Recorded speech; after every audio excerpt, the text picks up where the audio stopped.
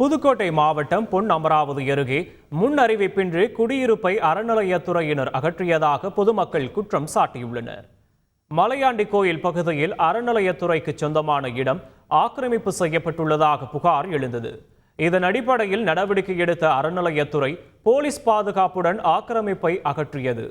அப்போது அந்த இடத்தை பயன்படுத்தி வந்த ராஜா என்பவர் கேட்டபோது அதிகாரிகள் நோட்டீஸ் வழங்கியுள்ளனர்.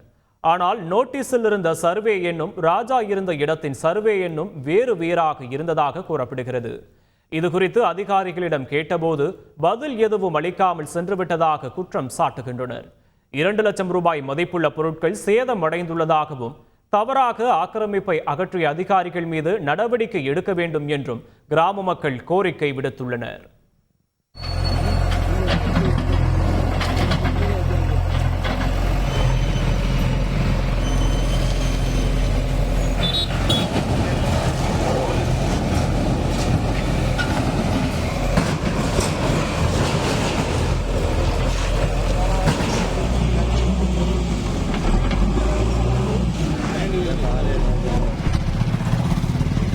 எந்த விதமான அறிவிப்பும் இல்லாமல் உடனே புல்டோசரை வச்சு இடித்து தரமட்டமாக்கிட்டு போயிட்டாங்க.